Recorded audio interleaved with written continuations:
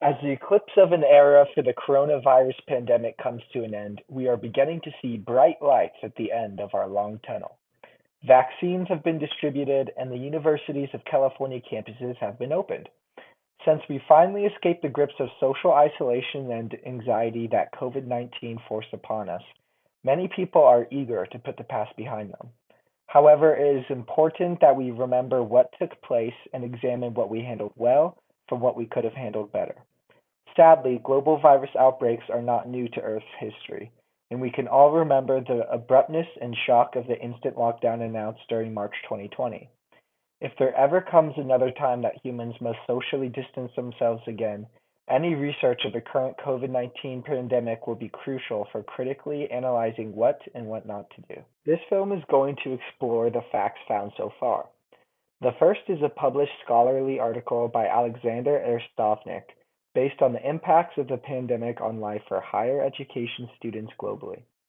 From a sample of 30,383 students from 62 different countries, it was found that most students experienced anxiety, boredom, and frustration.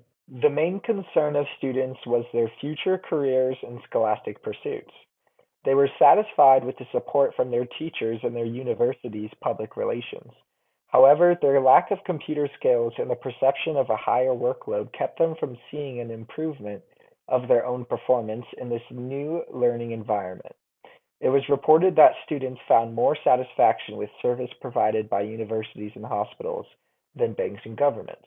The findings also show that students with certain socio-demographic characteristics, for instance, male, part-time, first level, applied sciences, a lower living standard from Asia or Africa, were significantly less satisfied with their academic work and life in general during the crisis, whereas female full-time first-level students and students faced with financial problems were generally affected more by the pandemic in terms of their emotional life and personal circumstances. Results found that have been confirmed include that 90% of undergraduate students and 95% of graduate students plan to re-enroll during the fall semester of 2020. Other areas that have been looked into are students' adaptation to the online learning environment, their obstacles during the transition, individual experiences, enjoyment of remote instruction, and their well-being and mental health. The dissemination also lists sources that were used and are being further examined to help answer these questions. The resources include websites, a magazine, articles, a webinar, newsletters, and a virtual conversation. The final source I want to talk about is an examination of the experience undergraduate students had with learning, physical, cognitive, or neurodevelopmental disabilities during COVID-19. Students with these disabilities were less likely to say that they felt that their campuses supported them, or that they felt like they belonged at their campuses at all. They were more likely to experience financial hardship, suffer from anxiety and depression, or to live in a safe environment.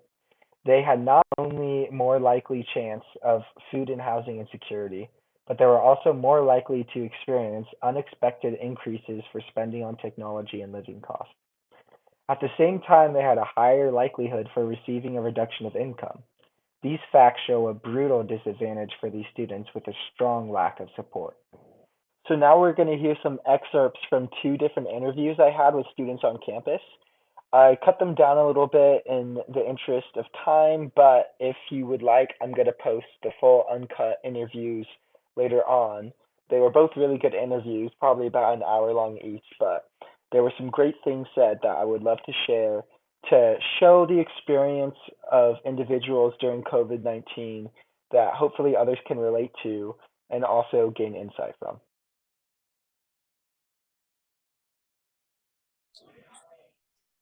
All right. Hi, Greg. Thank you for joining me. For the viewers watching, this is Greg, my good friend that I've studied with in the past and enjoyed school with. And he has decided to talk with me today about the COVID pandemic, his experience in it, and also his experience organizing protests and joining different social justice groups and helping combat social injustice. Hey, Greg, how you doing? I'm doing great. I'll just do the regular intro so then you could get like direct information background. My name is Greg Hessner. Within the organizing space, I like to go by the name Ramos. I'm a third year public policy and education student. And I think I'm going to drop the double major for the education because I'm going to pursue a master's in public policy. I am the former coordinator of Cat 911, and now I've had a new role for myself known as the resource coordinator. I'm one of the founding members of UCR Dissenters. We're actually going to have a meeting tonight, so like I'll have to get some more information about that. With my old professor, Jackie Tahiro, we're actually creating an abolitionist network within the school. And there's a very big base of abolitionists or self-proclaiming ones on campus. And we're going to have a meeting next week to see how we can move forward. I'm a member of USLAC, which is the Student Union Workers. And they're trying to help organize, but don't talk about that so publicly. They're trying to organize on campus for student workers. I have recently been appointed to the status of Federal Relations Director within ASUCR External Affairs. So I'm going to be helping with contact to Washington, D.C. and UCR about social policies that are relevant to UCR students, whether that be like student loans, like Cal Grant or healthcare or Pell Grant even. All of those things is what I'm going to be working for the school to be doing. So I'm going to jump into the questions. So based on your studies and your involvement in social justice, do you believe in institutional classism? When I'm trying to answer the question, institutional classism, I always have to go back to like the history of this country. Like this country was founded on slavery, off of the backs of like different marginalized and minority groups, Black and brown bodies that have to tirelessly like build for our consumer values, and our infrastructure were built up by Black and brown bodies. And this issue hasn't really gone away, where the same opportunities aren't being offered to certain marginalized communities, whether that be whether those afflicted with like mental health issues, like personality disorders, or different able-bodied folks. Disabled is the better term, as opposed to able-bodied folks. As well, that this falls in line with like gender and status. So when we look at all these like different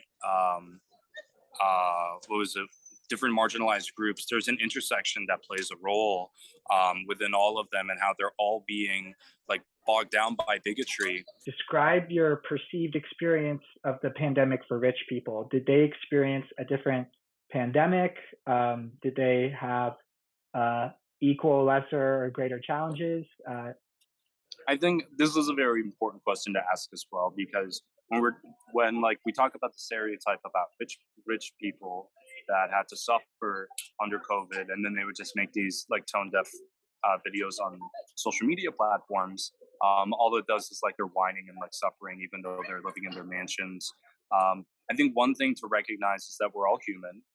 We all go through different levels of pain, and I think our experiences are all different but valid at the same time, because different folks go through different alternate realities. So like when you're within that rich class, or you're within, I don't even want to say the 1%, the top 10%, which is folks that make over 250,000 a year. When you're within that class, you can't really relate to the struggles of those that aren't the 10%, the 90%, like folks that are like trying to be college educated so that they can achieve some form of social mobility. When you're talking about like the rich suffering, I think that it's fair. It's a very fair criticism to say that rich folks don't experience the same shit that we do, that aren't on their level. And I think it comes into the form of folks like Shaq. Over the summer, I met a woman. One of my roommates goes to car shows, and he invited me to go to one of them. And there I met a woman who is from Florida. And I mean rich area of Florida. I'm forgetting, what's that one? What's the one rich area in Florida? Is it Orlando, right? I think Orlando, so, Florida. yeah.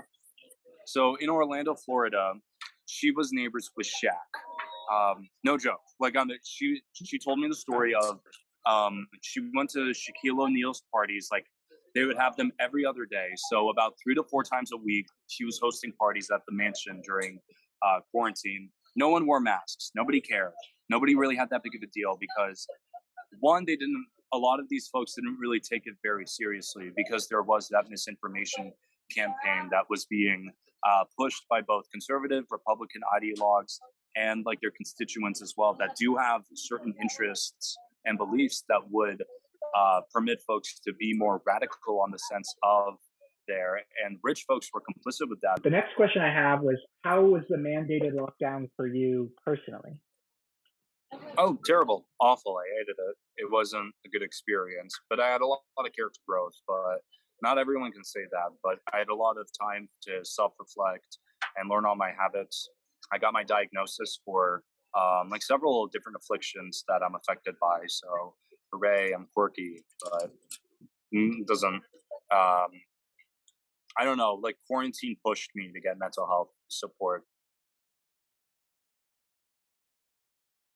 So, as a star athlete, how did the campus shutdown affect your daily lifestyle? Okay, so the campus shutdown was during my freshman year of college, so 2019. And we were actually at practice, like when softball got canceled. So it wasn't just a campus, it's actually softball too. And we were at practice. In the middle of practice, we get this, like our coaches told us just to come in a circle. And like actually we're being shut down. Like we didn't know like anything until like that moment, like it's some random practice day. And like they were just explaining to us like other schools around us, like Cal, like bigger schools than us were being shut down. So like our school kind of followed like what was happening.